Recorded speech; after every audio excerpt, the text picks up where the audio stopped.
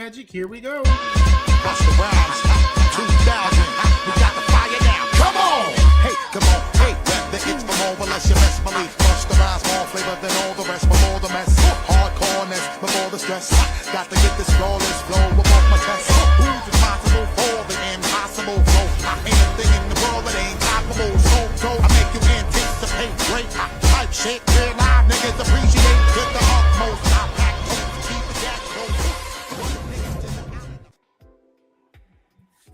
All right. People, welcome. This is Hot Take Wrestling Podcast. I am your boy, Old Man Logan. Let me see. There we go. Bow. That's KG. And we're going to do our best Sammy and KO show impression tonight. All right. So, excuse me. I have trail mix in my mouth. Pause. So if I sound a little muddled, that's why. But tonight's episode, we're going to do, as usual, our weekly recap. We are going to do our heated roundtable discussion, and we're going to round out this episode making our picks for this weekend's Elimination Chamber taking place in Chicago. WWE is back in the United Center, and they are in the United Center with style with the Elimination Chamber. So let's go ahead and get these intros out the way. KG, hold on one second, my brother. I got you right here. It's the ginger whiskey assassin, the other KG. Hashtag y'all gotta chill.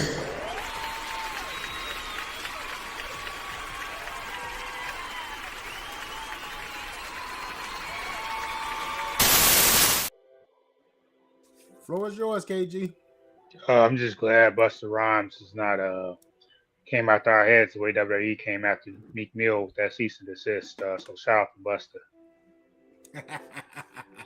Well, You remember that time? Busta has a Yeah, because when he's trying to sample the Undertaker.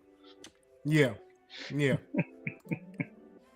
Busta hasn't came in our heads, but we have gotten flagged a couple of different times with these recent episodes. I just like Fire. Fire is one of my favorite Busta Rhymes tracks, so I'm gonna probably have to do a redo our intro video with our original song that we had before that beat. So that'll probably be next episode. So it's probably the last time we heard Fire on here, but hey, y'all listen to it on y'all DSPs, okay?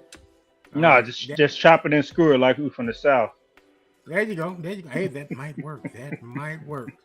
All right, let me get my intro out the way one time for the one time. It's Big Oos, Old Man Logan, acknowledging.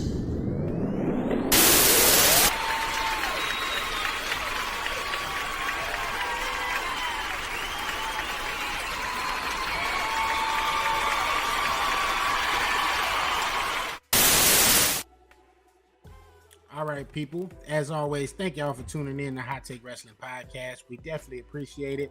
We have gone through some roster changes. We've gone through intro changes. We've gone through music changes. but this still is the place to come and get your wrestling fix. I didn't even change the banner, man. I was so busy trying to get everything done the way it's supposed to. There we go. We the ones and not the twos. No hot sauce on the burrito. But this is what we're gonna do tonight, people. So I am right now putting the link into the conversation. If you all would like to come on tonight and tell us your Elimination Chamber picks for, it's Saturday, right, KG? Saturday. Correct. Saturday 7 Eastern.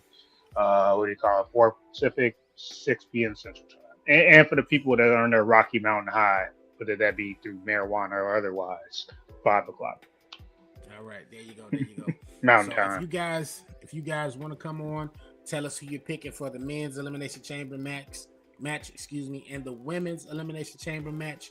You're more than welcome to do so. If you're not feeling froggy and don't want to come on and see your face on the screen, just put it in the comments. Hey, this is who I'm going for. I'll make sure I put that comment up on the screen, and we'll go from there. But as I told you guys last week, make sure you're respectful. Please be respectful. No disrespect will be tolerated. You will be blocked. Okay? So just a warning there. Just a warning. That being said, KG, you ready to go ahead and get started, brother? Let's get it. All righty, here we go. And now, And now, your week in review.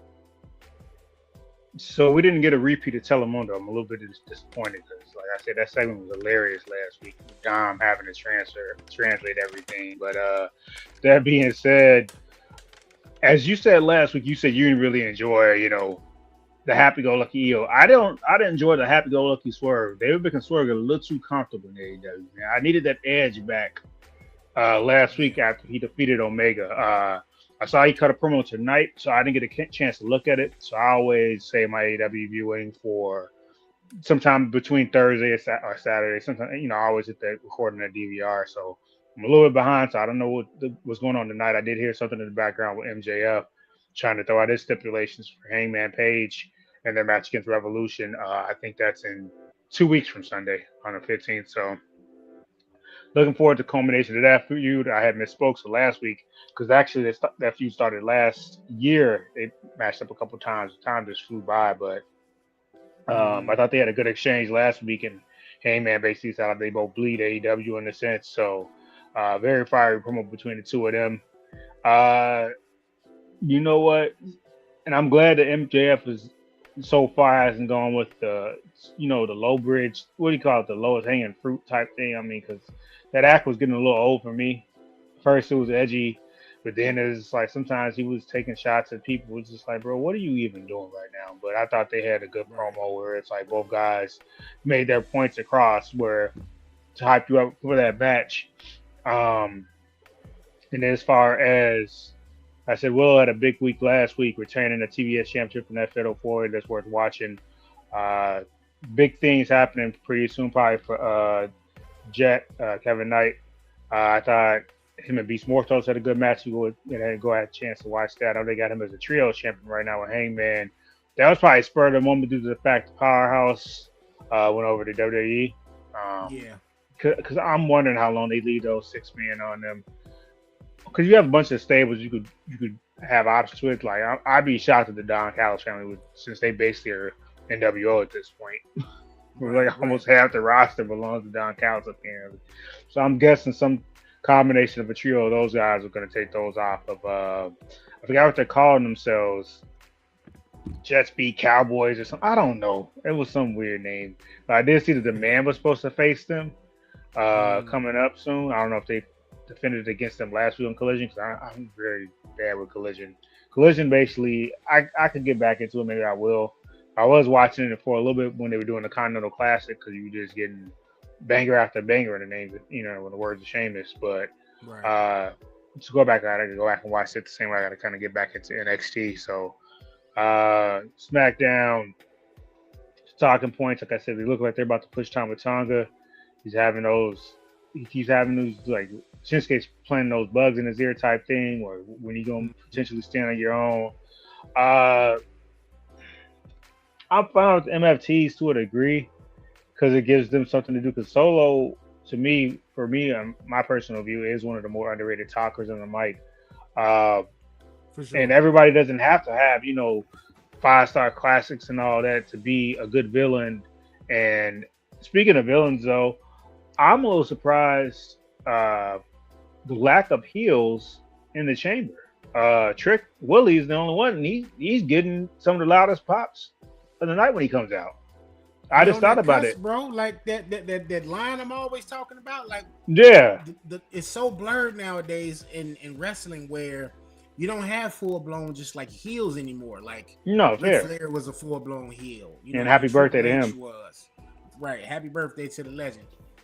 Triple H full blown heel at times. Ted DiBiase like, and Roddy Piper. You don't really have that in this era, or if you do, they just not really getting over, for lack of a better term. Like, no, because it was a running joke all the time. We were laughing about Trick Willie. One of our old co-hosts was on 10 about that, man. But I'm becoming a fan of the dude, just his demeanor, the way he carries himself, the energy he brings into all of his segments and his promos. So I didn't catch a lot of his run in NXT. Like I said, that's around the time I stopped watching it. I am guilty of that. Like when Gargano and O'Reilly and all of them departed, I saw the writing on the wall to begin with. So I missed a lot of that era. I caught glimpses of Carmelo Hayes because I was still kind of in between when he was getting this push watching it. Now I was already familiar with Ilya Dragunov and his classics with Gunther. But yeah, I mean everybody else right now in that chamber match is a full-on babyface outside of Trick. I just thought about that. So we'll get into our picks later on, but it's a little strange to went that route. I mean, granted, one injury. Once again, we'll get into that later. We can partially get into that now. Bronson Reed tearing his bicep, which is just an awful blow for him. I'm guessing he was supposed to be the sixth man in there. Like I said, it's very babyface heavy, that chamber on the men's side. It's almost unprecedented amount of. So maybe somebody turns inside of the chamber. We've been calling for Orton. Potentially, they've been hinting at that as Aleister Black was trying to plant seeds of doubt in his mind. Where is that man at? You know, the guy used to punt people's head off. That was the most feared thing, and for a while that was. About 15, closer to 16, 17 years ago. Those 09 or so about 17 years ago, he came back with both sleeves tatted up, kicking people. Just probably the best version of Orton outside of his Legend Killer days. Would you say that's the most dominant Orton that we've had? And like all of his, yeah, because everything clicked too. Because some people have accused Orton at times of going through the motions because he's so gifted, but this quality of his matches too. You know, as much as people got tired of seeing him and Cena, they did have something to go back and watch during that time. They just beat it with a dead horse in a sense. But there were like the hell of but it was a feud though that people enjoyed. Like yeah, they went to the well one too many times during that time. But you know, I don't think as fans we ever really got fed up with like that feud. Like it was one of those feuds that just kind of like made sense. Like the best are supposed to clash at the top. You know what I mean? The Nas. So at that time, it was basically really what if I'm going to say four guys, I'll say those two being Cena, Orton, Edge, and Batista. Yeah, that's a good. Yeah, you know what I mean? So it was kind of interchanging between those four gentlemen. You know, the feuds and the titles. You know what I'm saying? No, that's a great point. They were basically their pillars in to steal a phrase from AEW for sure because Edge touched that time. And I had to think back and like I added them up. I guess they were making up for lost time during that ruthless aggression there because I'm pretty sure Edge was supposed to get that push because Edge touched that title 11 times over a span of not that specific, not the WWE, but the combination. He was an 11-time. People would not. If you look at that, when we were watching during Attitude Era, people talk about Edge from the Brood. He's an 11-time world champion. Like if you stop watching for a while, I'm saying, it's just crazy how much he touched that title. Yeah, because you would have never thought the way the Brood were presented, obviously with Gangrel being the leader, all right, you would have felt like, okay, well, he'll eventually be a world champion. Right, something, right. Didn't happen, you know, and the guy, like you said, 11, the one of the guys of that trio that became an 11-time champion was the brothers, as you told us last week. And one half of the brothers, Edge and Christian, you know, they just became best buds, but when the Brood first came out, when first introduced, you never in a million years would have thought Edge was going to end up being the 11-time champion. What was even crazier about that, if you look at the Brood, both variations, all of them were world champ. Well, Matt didn't touch it in WWE, but the other three did. Jeff was a multi-time world champion, as was Christian. Yep. So, because I think Christian was a 2-time world champion on SmackDown. Yeah. Definitely did him dirty though. That 2-day run, that was trash, bro. They did him so dirty. And that was Vince, man. I can't stand Vince, man. He never gave Christian a fair shake, bro. Nah, he didn't. Because I think they realized they had to do that with him too. Because one of those things, unfortunately for Truth, he could have touched that title once during his heel run. When he was out in the UK smoking a cigarette when he turned heel on John Morrison, I'm like, this man out here smoking a squirrel. But what's my point was somebody that went to TNA became a star that became a multi-time world champion. I think it was the NWA title that True touched. I don't think he touched the TNA or the Impact title. I think it was the NWA. It was the NWA title. But it was somebody, like I said, that did that, and they came back, and they could have potentially been world champion because they saw that, I could do this outside WWE. But back to The happenings of the last week. No surprise, Liv picked Stephanie. I think all of us saw that happening for sure. It didn't make any sense. Like you could angle her to pick Jay, like I said, but having her have some backup with Judgment Day. But the way they're presenting Jay right now, you have to have Jay's opponent be a powerhouse in a sense. And I think that's the angle they're going for. Shockingly, Charlotte's not in there or Nia Jax. Yeah. I thought that was a good swerve to have Kiana James go over and be in the side of the chamber. Why not get somebody new in there? That did ruin. Although I was going, and we'll get our picks once again. I did once I heard that Bianca wasn't cleared or wasn't going to be cleared anytime soon. I did think Rhea was their secondary option because you don't want Charlotte to be the gatekeeper. Speaking of gatekeeper, we'll get into that in about a little bit. You want her to be the gatekeeper of putting people over. Granted, she could afford a loss, but she's done her due diligence 2 or 3 times in the last 4 years, give or take, because she put Rhea over clean at 39. Even though it was a lot of controversy going into that feud last year, she put Tiffany over at 41. So I don't think she was even. I think she was injured at 40. I don't think she was 2 years ago. I don't think she was on the card. But yeah, it's one of the things I'm fine with because Jade, if it was Charlotte, she's gonna go over for sure. I think one of the things Rhea can afford that loss once again, as I spoke to last week.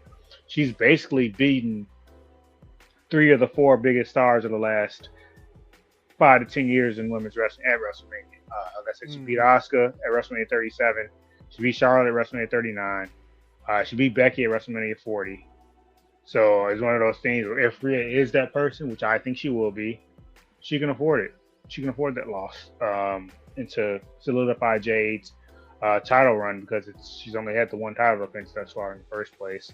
Gatekeepers, once again, the point I was making is, as Taker said, you see him coming, you're going.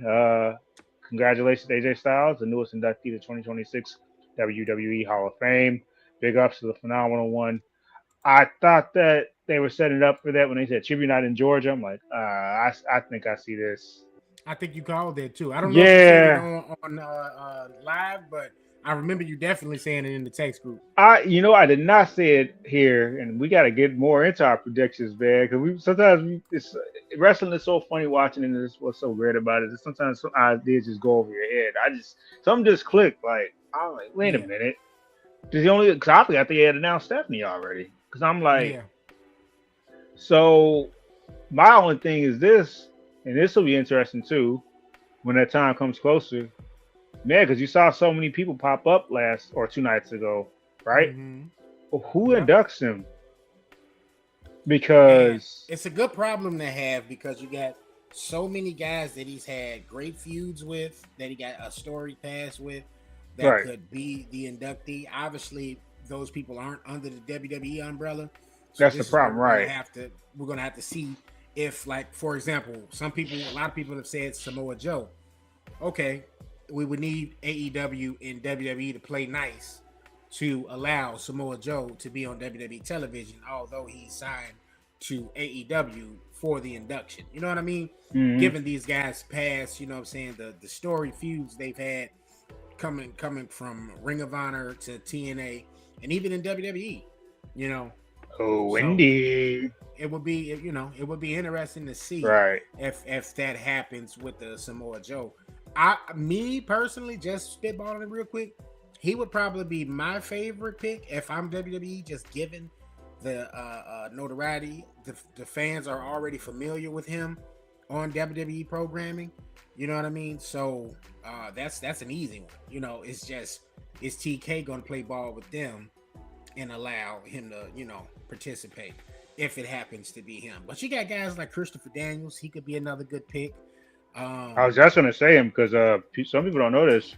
AJ named his oldest son after Christopher Daniels.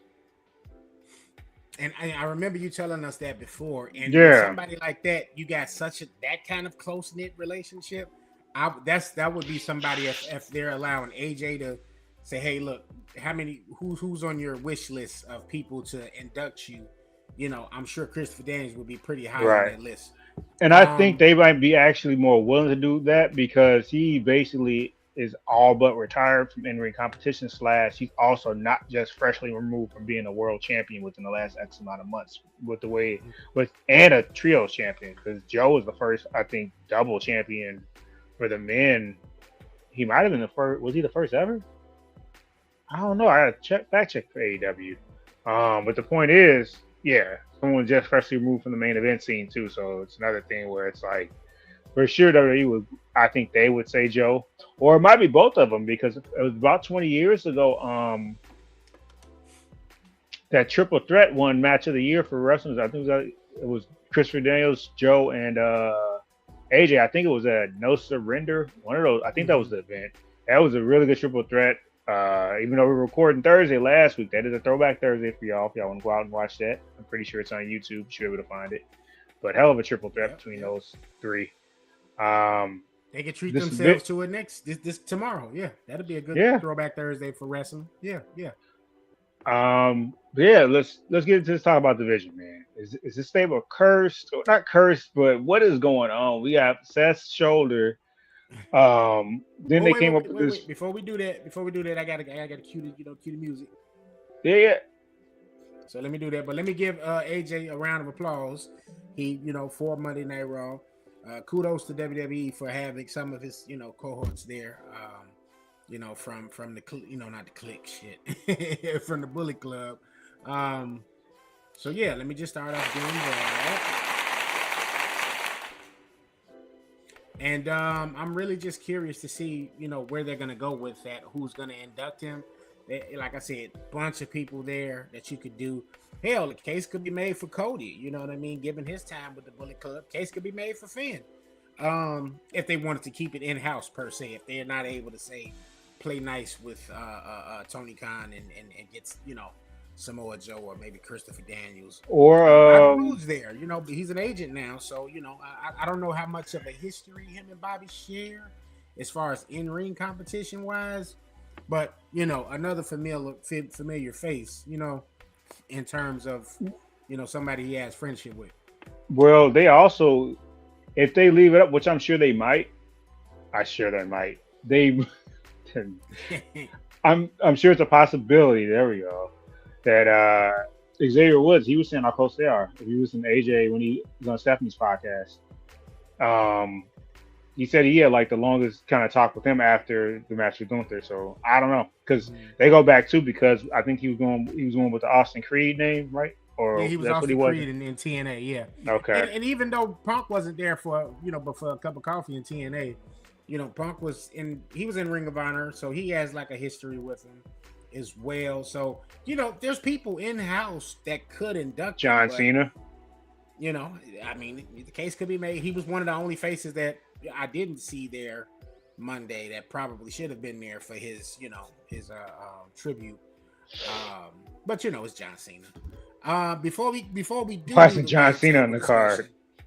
Who headlines? Does Stephanie headline the Hall of Fame 2026, or does AJ Styles headline? Normally the headliner is the first one announced, but 2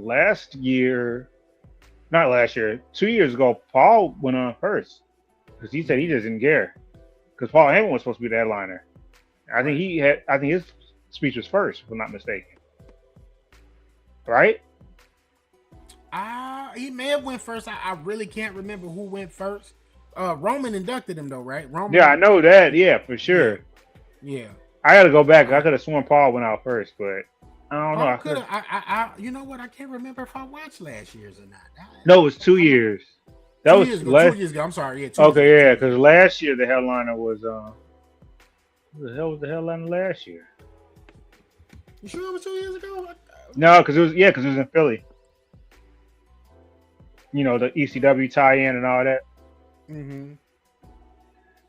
Let's fact check. Let's see who was the headliner last year. All right, I got the list right here. Oh, Triple H. Oh yeah. 2025 WWE Hall of Fame class included Triple H, Lex Luger, Michelle McCool, The Natural Disasters. So that was your headliner last year. So like you said, the following year was Paul Heyman. So Okay. Right. So who going in? Who knocks Paul Levesque?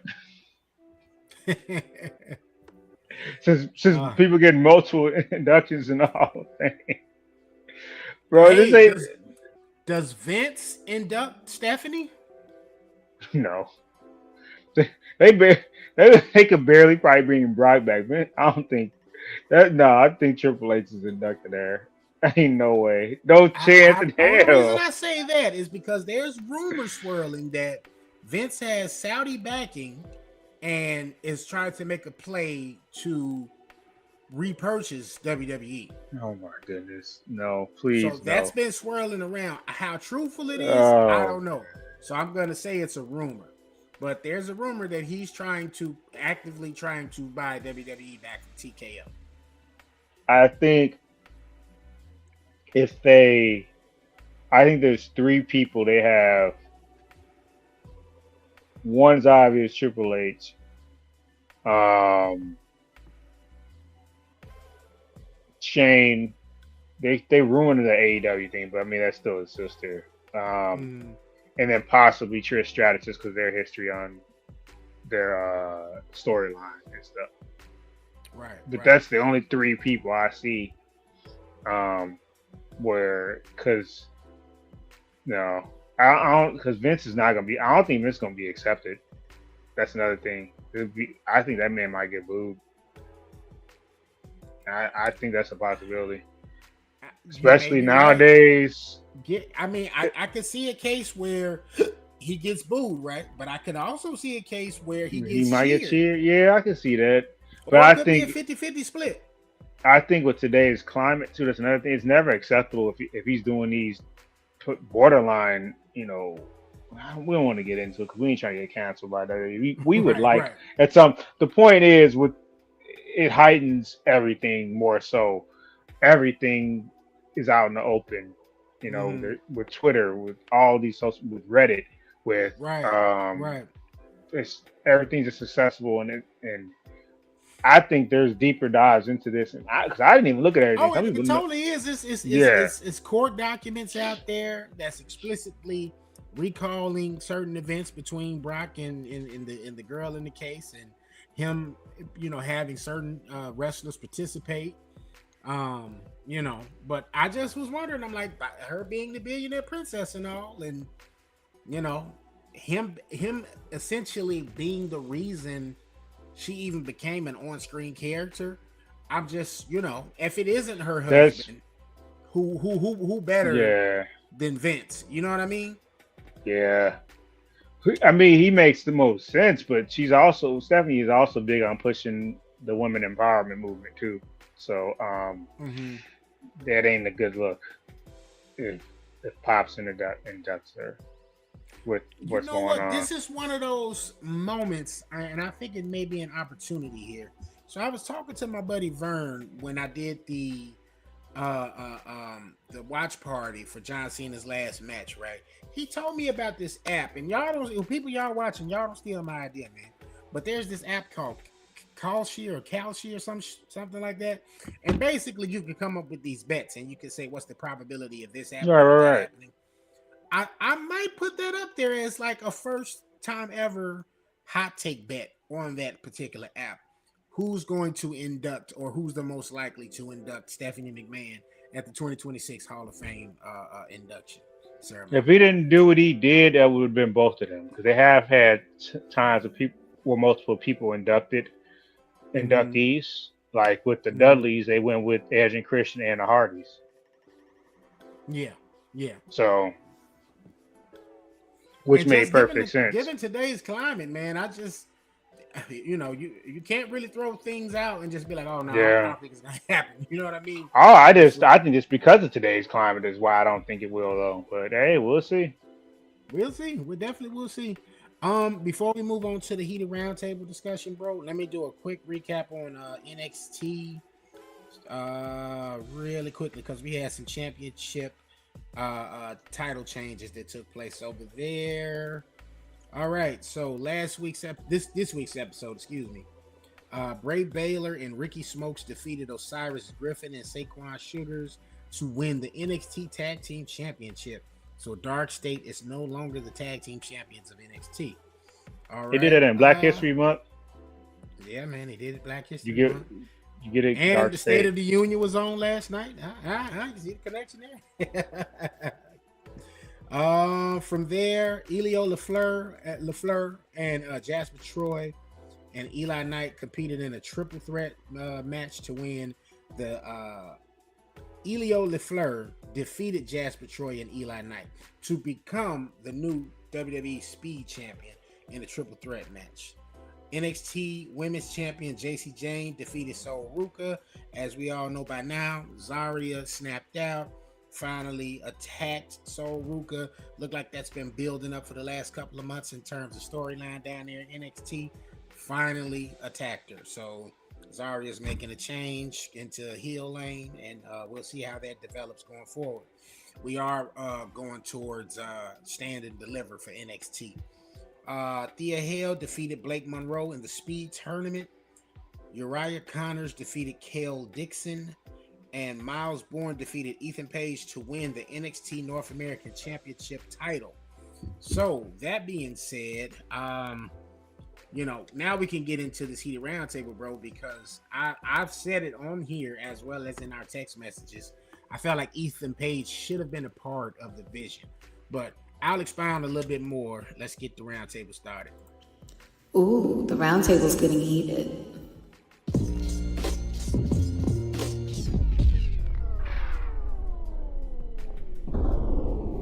Heated roundtable.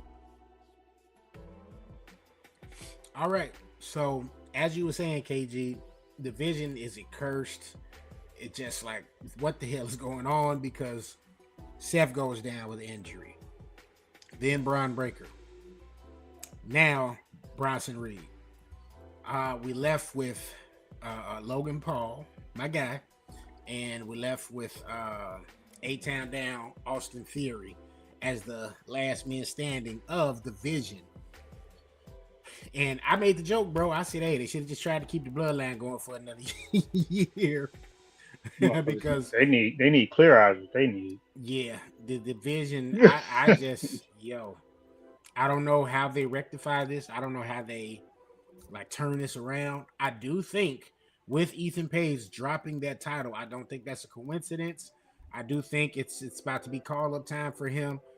When it comes to the main roster, we've seen a lot of other people get called up as of late. Ethan's over ready, you know what I'm saying, veteran of the ring. And he just had a nice lengthy title reign down there in NXT with the North American Championship. So it's game time. I think this is where he gets injected into the storyline some kind of way. I would say as quickly as maybe this Saturday and cause some sort of interference in the CM Punk Finn Balor match, as a callback to the kind of little not war of words, but the little back and forth that him and CM Punk was having a couple of months ago on NXT. So, and he just kind of gets there and he aligns himself with the Vision, who obviously, are in a state of need. But I made the joke in the group on Facebook, and I said, hey, look, man, they should have just revealed Montez Ford as the masked man at Survivor Series. And they probably wouldn't be having this issue right now. So what's your thoughts, bro? What do you think is going on with the Vision? Excuse me. Do you think there's a way that this can be turned around? What do you see? And what does this mean for WrestleMania, with WrestleMania being right around the corner? Jeez, to your point, they could turn around a number of ways, add people to that stable. We have to. I don't know if they officially said a brand that the man formerly known as Powerhouse Hobbs is going to. You could add him to the Vision, though, if they don't want to put him on NXT. I heard rumors it's supposed to be NXT bound. This might change that plan, too. I think Ethan Page makes a lot of sense. He's clearly ready. Ricky Saints is an option. But they're going to have to do something to revive this. So, to answer your question for WrestleMania, it just throws a wrench in a lot of plans, because if Seth was cleared, once again, this is if, I'm sure that's who it was supposed to be, though. Even though, even if that wasn't Seth at the Rumble, right? I'm Mhm. pretty sure the plan was Seth versus Braun. Okay, that fell through. Now we got Bronson Reed. Oh no, okay, now that fell through. We had Seth versus Logan those 3 years ago, so you can always redo a WrestleMania match. You've seen, matches happen 2 years in a row. So Mhm. definitely 2 times in 4 years isn't oversaturated. Uh, but now I'm thinking, do you even want to bring Seth back for a match at WrestleMania? I mean, he's a big star and everything, but I, I don't know what they do, man. We don't know they're not obviously cursed for real, but I've never seen this before. Now over this span of time, it reminds me. I was saying in our chat, it reminds me of that time the Shield kept trying to get back together Yeah. in 2017 and 2018 when stuff kept happening. First, Dean got hurt, then he went out and came back, and unfortunately, Roman cancer came back. Mhm. He was out of remission for a while, then he had to go out, step away.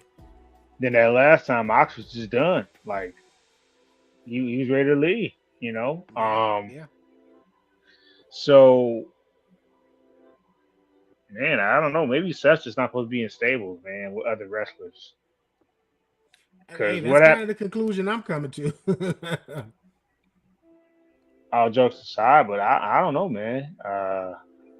Like I said, I don't even know if you bring Seth back now because who's his opponent at WrestleMania? Like I said, you could go Logan Paul again, but Seth's more than likely going to go over when he comes back. I doubt if he comes back to lose his first match at a big show.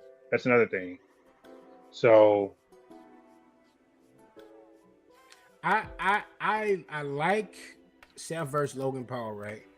I mean, you would think Logan would lose in theory, right? But if they were to hold off on, say, a reveal of a new member of the Vision, right? Which, like you said, could end up being Royce Keys or Ethan Page, right? If they were to hold off on a debut of one of those people and having them, participate in the Royal Rumble, not the Royal Rumble, excuse me, in WrestleMania doing a run in favor of Logan Paul, then boom, here you go. All right, you got Austin Theory, obviously, that could be there, but he'll get you know, he'll get treated kind of like how sidekicks get treated, Anyway, when you're dealing with a major star like a Seth Rollins, you'll have him there at ringside. You'll have Paul Heyman at ringside, and he'll catch them hands.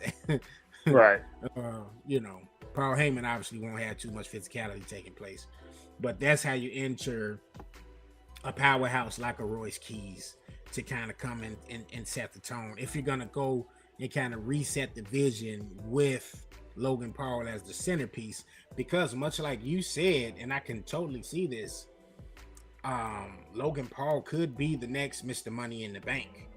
And the as far as the heels and what I was just saying, as far as them having bona fide heels right now, he's probably the closest thing to a bona fide heel that they have, just because of the reactions that he get from the fans. You know what him I and mean? Gunther.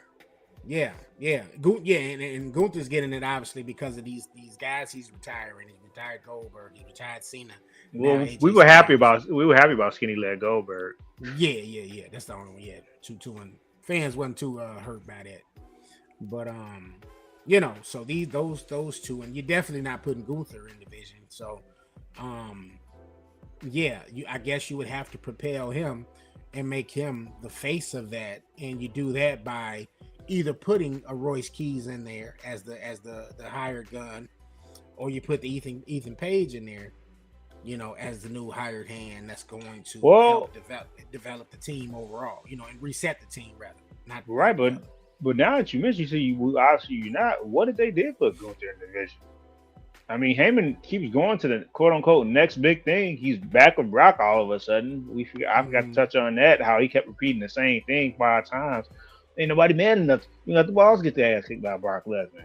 Mm-hmm. Who we got doing that? Is that Oba?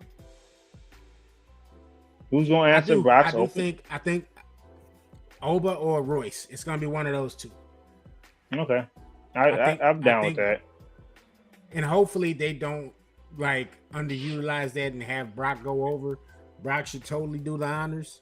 I mean, I could see in terms of that possibly being Brock's last WrestleMania, you may be having him go over, but whoever that opponent is has a great showing. I could see that.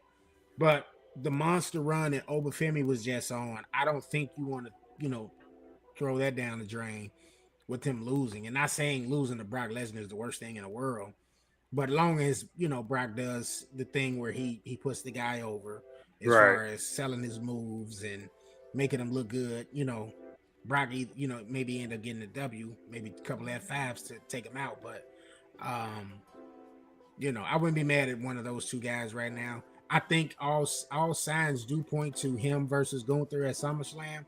How you keep them separate right now, that's the only thing. Dragon Lee is kind of they kind of building him, I guess. Obviously, Dragon Lee not gonna put his career on the line, and I don't know if they got that kind of faith in Dragon Lee for him to be Gunther's opponent at WrestleMania. But it could be. Who knows? I think I'm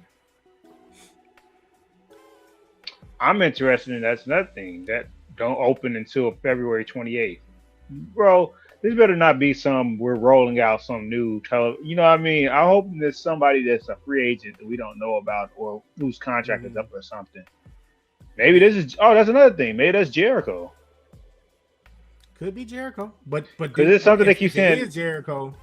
Who do you have him face if he's gonna face anybody at WrestleMania? If they go up with this career killer angle, it might be Gunther, bro. Because we wondering who this man gonna face. Bring him back just to kill a career? Hey man, that would be brutal. WWE, please. That's cold. Hey man, our boy ain't no. Our boy Tony, huh? Our boy ain't no spring chicken no more, man. He started young, Jericho in his 50s, all the money bro. they say Tony Khan is throwing at him right now to stay. For you to say no to that and go over here just to get retired, I don't know, bro. Unless he's like, all right, retire me, let me go to commentary. I think Jericho would be a fire commentator. No, he would I don't be. know if you put him on Monday Night Raw, SmackDown, hell, even if you want to put him on NXT, either one, I think he would be great if that's what he truly wanted to do. I don't know, and I guess we'll see. What is it? What is it? February 28th? That's Friday. Oh no. The Friday's the 27th. Elimination Chamber. Saturday. It's Elimination Chamber. So do not open until. So they don't got a lot of matches on the card with those two chamber matches. You don't have. Oh. What if it's KO? That do not open until. Could be. Is somebody returning more? I hope it is. I hope it's just not some silly. You know how they be doing that, right? And they're like, "Oh, it's a new show on exclusive to Net." Come on, bro. Like y'all got this thing going back and forth. This package. Bring it back, Braun Strowman. I couldn't come back in if I was him. I would refuse. Bring back. I would not, man. But no, I'm just saying I would not fall for the okie doke if I was him. No, you will not bring me. No, I'm not signing another contract. I'm just trying to think outside of the box because us as fans, we just convince ourselves of something, and then especially with WWE, it turns out to be the complete opposite of that. And it's like, all right, instead of Jericho, we got Elias or some shit. Like, not to say that Elias would be a bad move, but just Sandow spitballing just in case. Right, a Sandow. And it's like, yo, where did Sandow come from? Out of you know what? Clear blue. You know what though? It would be nice if they started bringing talents back for the Rumble. Like we said, those are names. Speaking of hot take round table, we always say like some people that could look like they could still go. We don't need them necessarily to get an actual run, like full on run. That would be cool to see like a Sandow or Elias, somebody in the Rumble. Like, come on, man. I mean, I am glad they stopped bringing back the legends that could barely get in the ring, man, because that was starting to get like tough to watch. And Elias is doing great on TNA, so he can still go. He can still go. No, for sure. But a Sandow, I would love to see. Like, a Sandow would be ideal. A Gangrel, even like Gangrel, probably getting Wade Barrett. Wade Barrett's another person. I think I wonder if got he a lot of guys you can return to the well with that's from recent memory. You know what I mean?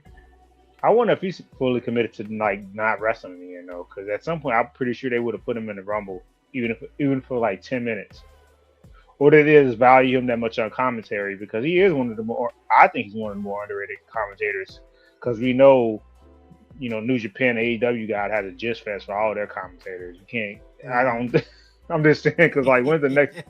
I'm just saying. I know pause, but still, it's like when the next time you gonna say that you got the best announcer in wrestling? Like I'm like Wade Barrett's probably one of the. Like he does this whenever he does. Wade is solid. That's what I'm saying. He's the one dude that honestly, I think his injuries robbed him because he should have touched the world title. Yeah.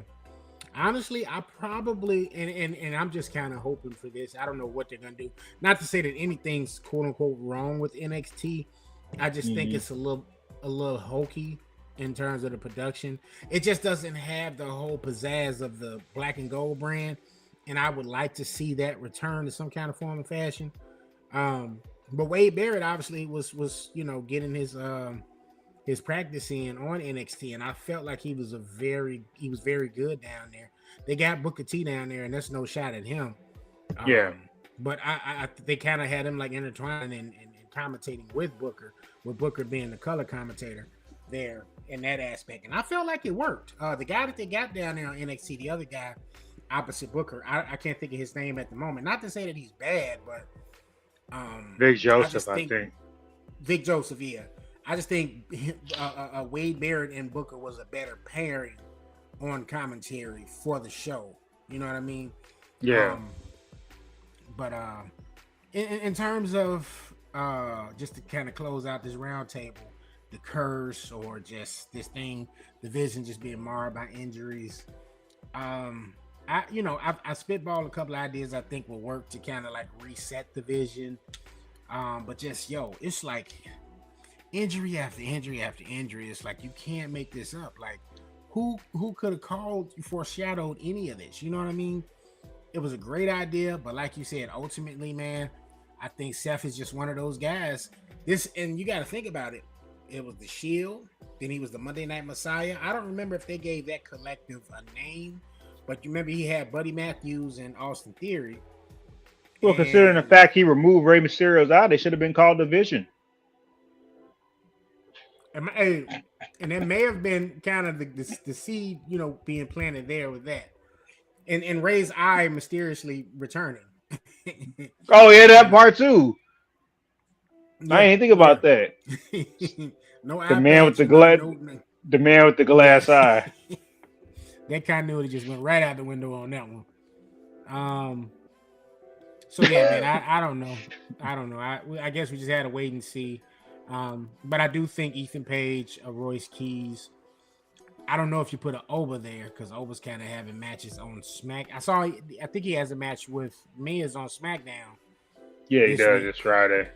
So I don't know necessarily if you're gonna have him maybe be a part of the division, but I could definitely see one of the other two, probably, or Ricky Saints, like you said. That could be another. I'm just wondering, like I said, this might be my last take. Let's not just also assume it could be a male wrestler. It could be something. I don't know people's contract situation, like I said, because there was a rumor that it was a lock, like Britt Baker's out of there and she's going to WWE. Mm-hmm. But like I forgot her contract situation, so I don't know if that's still a possibility. So. Just throwing that out there. Who knows? It doesn't necessarily have to be a men's wrestler. It could still be a big. Yeah, they could. And a Britt Baker would make a big splash. Pause. But like when the Bloodline was going, I kept like saying that. I was like, "Yo, perfect time to maybe not induct, but maybe add Nia to the Bloodline." You know what I mean? Tamina retired, so you can't go that route. Right. There's other ladies from the family I think that's wrestling or at least training to wrestle. So, but they're not ready yet, obviously. So you'd have to go with whoever's already established. Well, you could also, like I said, it didn't have to be. Since Sammy was already Uso, you could have just went with somebody with Samoan heritage too. Like I said, she got released too, though. But Dakota Kai has Samoan parts Dakota of Kai my could have hair. been, yeah, that could have been a good one. Hell, Naomi's right there too. She's married to the. Yeah, that's what I'm saying. Yeah. But that's why. But you said it's funny that you said that the Bronson should have stayed with them because I forgot Bronson's part Samoan. Mm-hmm. I Mm-hmm. know he said it too, like in promos. I'm just saying, so it kind of comes full circle to what it kind of like emphasizes your point because then he was part of Solo's bloodline briefly. Then they Mm-hmm. just forgot all about that.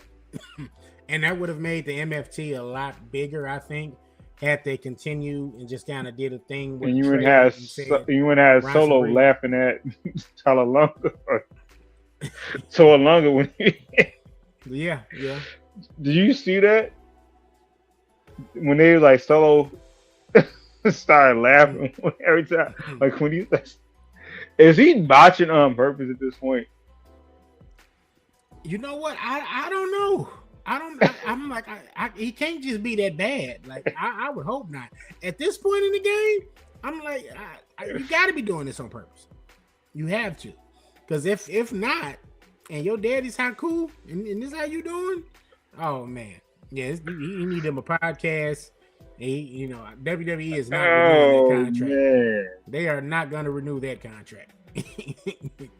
Which is funny too, because I think that's his actual blood son. I think Tama Tonga and Tonga Lord were Tala Tonga. I think they were adopted. I think those are technically his cousins because they are actually brothers. I mean, they're all brothers by law type thing, but I think that's Haku's actual son. Yeah, he's his actual son, as far as I know. Yeah, we can. No, fact but check, I think no, but I'm saying I think Tama Tonga. So they are brothers legally, but I think by blood they're cousins. And then the tall one, I think that's Tama Tonga's brother, younger brother. But they are all brothers by law. Oh, I thought the taller guy was Tonga Loa's brother, but he's No, Tama Tonga's brother. I think that's Tama Tonga's brother. If I'm not Okay. mistaken. Yeah. That's Simone Big Sexy when they get ready to give him that push. Tama Right, Tonga man. gonna be a Shawn Michaels. I guess so. All right, man. Well, let's go ahead. We're gonna round out the show with this. We're gonna do once again, people. Elimination Chamber is this Saturday. If you're in Chicago, it's at the United Center. If you want to spend a glob of money on tickets and merchandise and sodas and snacks, go right ahead. I definitely, when they initially announced it, I wanted to go. I even hit KG up. I was like, yo, Elimination Chamber, what you thinking? But I saw those prices and I was like, nah, I'm good. I'm good. I will watch it in the comfort of my own home. Facts. But we are going to make our picks. So, yeah, man, KG, let's go ahead and get started. Good folks at Wikipedia. I am utilizing Wikipedia for the match lineup. And I'm going to go with this. I'm going to start with this one. And I'm kind of surprised they're doing this match at Elimination Chamber. I thought it was going to be a WrestleMania match. But I'll start with this one. Becky Lynch versus AJ Lee for the women's WWE Intercontinental Championship. You can't always have the fans go home happy like it's a live event show, which I have been to. You know, you always try to send the baby faces get the dub. I'm going Becky because I think they're going to extend this and we'll get a rematch at WrestleMania. Think Becky gets a henchman? Something like that, or just because AJ, you don't want to get into that Cody and Seth realm. Ironically, because Becky is married to Seth, where Cody kept going over. He won 3 straight times. AJ, in the sense, has won twice already because she made her tap at Lollapalooza. Shit, that would have been better than watching WrestlePalooza. She tapped there too. Yeah. And at inside of War Games. So that's another reason. I'll just go with Becky. So it's time. It is time for Becky to get back there. Okay, I'm in agreement with you with KG on this one. I'm gonna go Becky Lynch as well, unless by some stretch of the imagination they have her lose a third time. AJ goes into Mania to defend the title and then loses it there. But I'm with you though on this one. I'm gonna go with Becky Lynch. So we'll see how that goes. CM Punk versus Finn Balor for the World Heavyweight Championship for the Raw World Heavyweight Championship. CM Punk. I think this is the closest thing to a lock on the card. There's no way they're gonna not do Punk versus Roman at WrestleMania.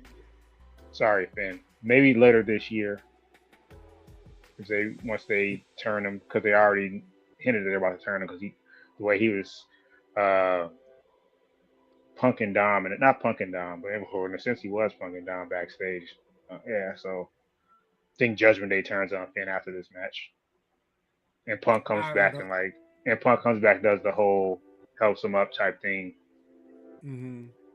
and then I'm glad you say that, because I'm in agreement with you there. I do think this is one of those moments where Judgment Day is going to call themselves trying to help Finn Balor with his match to try to help him get the W. And they're going to end up costing him the match, and they'll probably cost it on purpose, which will therein lead into them maybe attacking him and kicking him out of Judgment Day. And that'll write the story of Sin versus Dom at WrestleMania for the IC title. At least that's how I kind of see it. So I am going to go with Chicago-made Punk to retain the WWE Championship, the WWE World Heavyweight Championship. And did I say that right? No. Yeah. Raw World Heavyweight Championship. Let me just make sure I put Raw on it, because yes, the undisputed title, and then it's We title, got WWE. you. Y'all need one title again. Let's see. We're gonna do the women's elimination chamber match for WWE Women's Championship match at WrestleMania 42. We got Tiffany Stratton versus Rhea Ripley versus Alexa Bliss versus Asuka versus Kiana James versus Raquel Rodriguez. Well, unlike the men, we got this split down the middle in terms of heels and baby faces, which is kind of how I like it, or at least 4 and 2.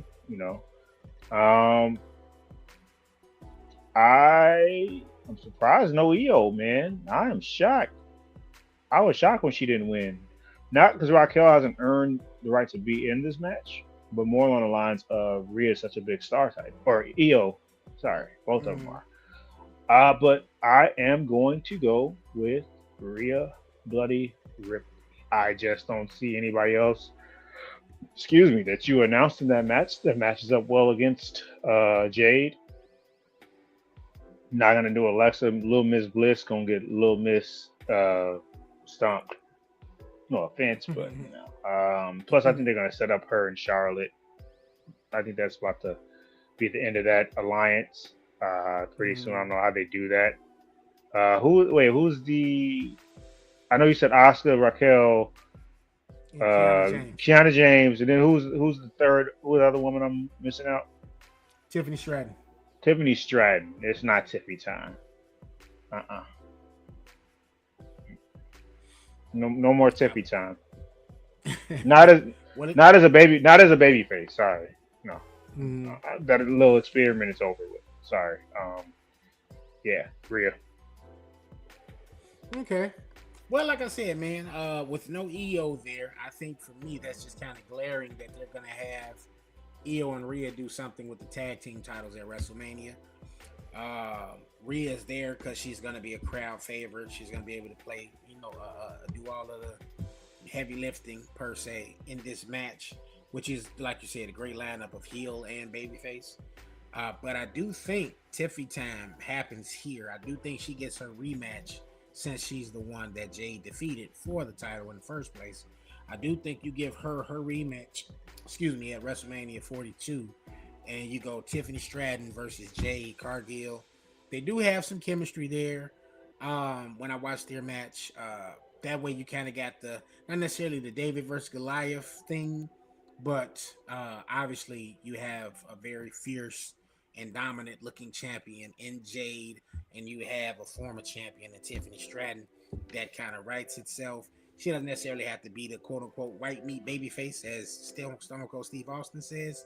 She could kind of, balance that line of being a heel babyface, kind of a tweener kind of deal. And I think the fans will go for that.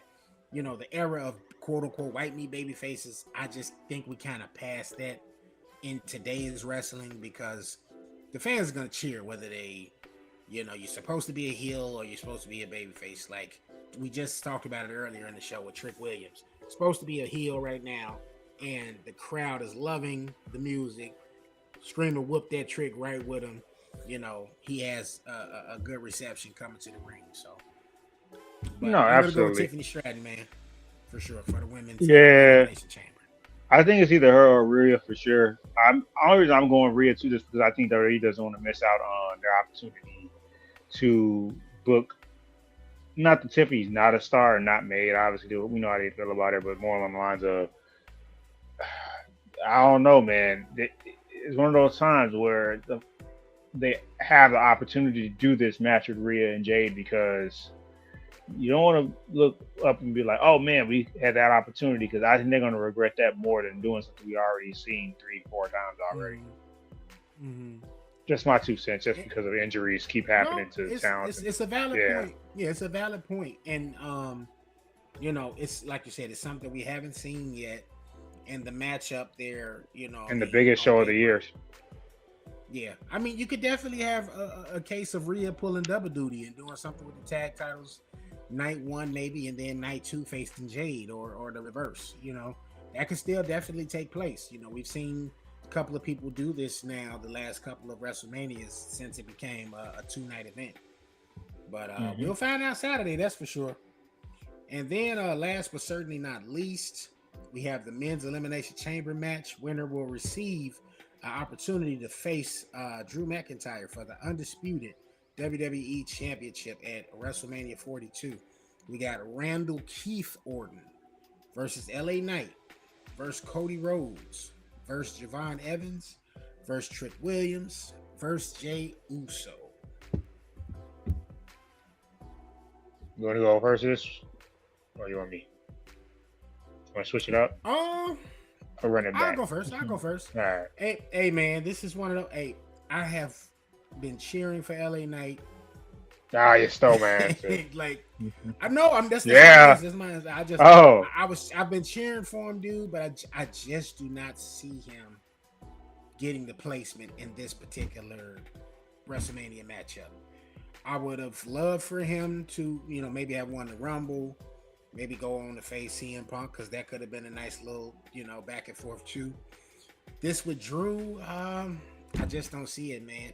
I feel like we're going to see a feud get revisited here, and I do think this is where we see the Viper become a main eventer once again, because as he's been back, you know, he's had time off. He's been a role player.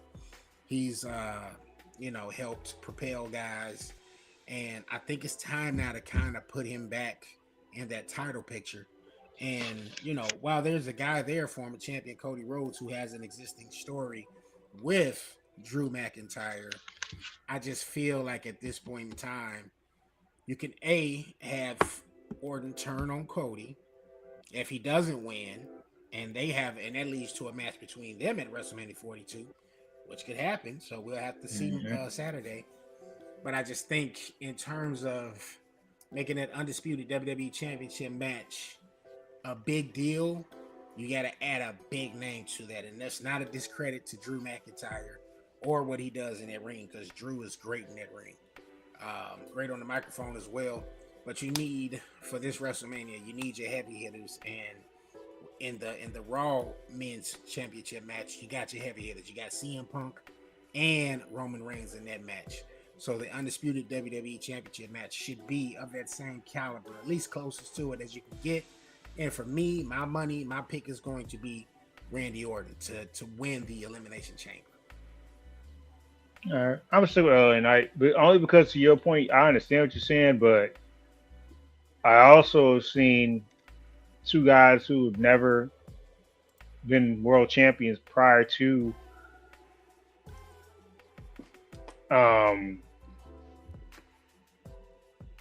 X amount of months before WrestleMania 41 to face each other. Gunther was a one-time champion, and Jey Uso had never. We saw him always positioned like that. I definitely see your point, though. I think it more than likely will be. This one, I'm just going with my heart over my head. I'm going with LA Knight, but I think more than likely it will be Orton or Cody. Yeah. I think those are the safe bets. I think Trick Williams has a good showing in the Elimination Chamber. Of course, Javon Evans going to have a good showing, being that they're the two new guys in the event. I like that they gave two new guys a chance here. Absolutely. Same with the women. They gave you Kiana James, which if you had to pick any of the new women, you probably wouldn't have picked her to be the women that they picked, out of the new crop of ladies that are on the SmackDown roster to have that role. So we'll see if this is going to be a great showing for her too. Yeah, man. I'm just looking forward to Elimination Chamber. We'll see how that goes, and hopefully it's a slobber knocker, as JR used to say. Yep. See someone have the Crimson Mask. Yeah. I need all of it. And the Crimson Mask. I need him to say, "Damn you, damn you." Right. I need some of those moments in either of these Elimination Chamber matches. I just need that kind of energy. So we'll see if Michael Cole or what's my man name be with Michael Cole? Wade Barrett, Corey Graves or Wade Barrett. I need them to make sure they bring it on Saturday. Nah, for sure. All right, man. Well, that's going to be our episode tonight, y'all. KG, did you have anything else you wanted to discuss, brother, or was that it for this week? That's all I got, my man. All right, y'all. So what I'm going to do here now is to ask y'all to like, share, and subscribe. Tell a friend to listen to Hot Take Wrestling Podcast or watch us. We stream on Facebook, YouTube, Twitch. We're on Twitter and on Kick. So you can find us on either of those. The party starts at 8 every single Wednesday, unless there's a pivot and we have to substitute and do it on another day. But the party always starts at 8. Tonight, I don't know if Wiseman's going to do Hot Take After Dark. He had a family event that was taking place. So you may get an episode of Hot Take After Dark tonight. You may not. If not, it'll be back Wednesday next week. And yeah, man, y'all enjoy Elimination Chamber, man. We're on the road to WrestleMania. So that's KG. I'm Old Man Logan, and we out. This is Hot Take Wrestling Podcast. See y'all next week. Busta Rhymes, 2000. We got the fire down. Come on! Hey, come on. Hey, whether it's from over, unless you best believe. Busta Rhymes, more flavor than all the rest. Before the mess, hardcoreness, before the stress.